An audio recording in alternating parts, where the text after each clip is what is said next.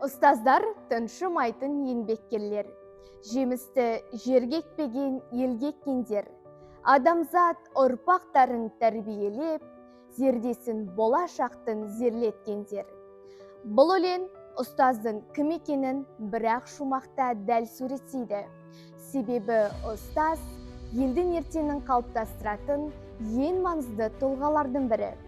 Сондықтан бүгін мен Кемел Ақышев атындағы нөмірі 69-шы мектеп гимназиясының 10-шы сынып оқушысы Рапілбек Медина сіздермен ұстаз мамандығы, оның терең мәні мен болашақ үшін маңыздылығы туралы ой бөліскім келеді.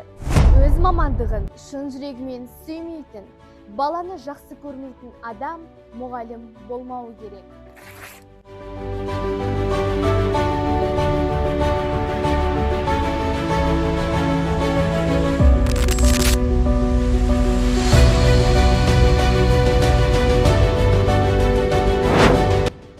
Мұғалім қаншалықты бөлшектелген, сенімсіз, қиындыққа толы баланың өмірін қайта біріктіріп, оған бүтін дүние сыйлайтын адам.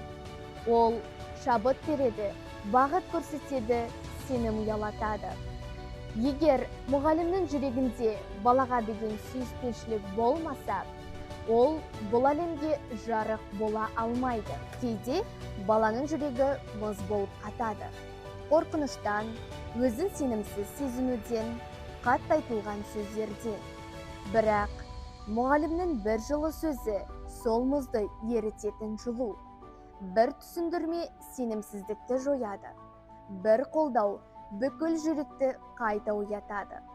Сондықтан мұғалім болу, білім беруден бұрын жүректерді жылыту.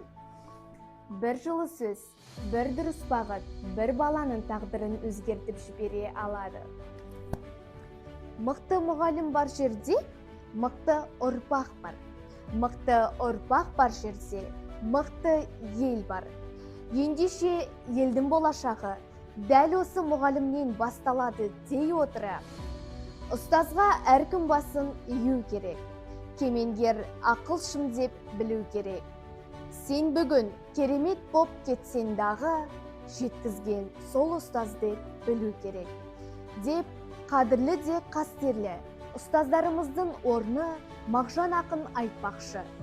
Алаштың басы қосылса, төр мұғалімдікі бола берсін деген ниетпен ойымды аяқтағым келеді.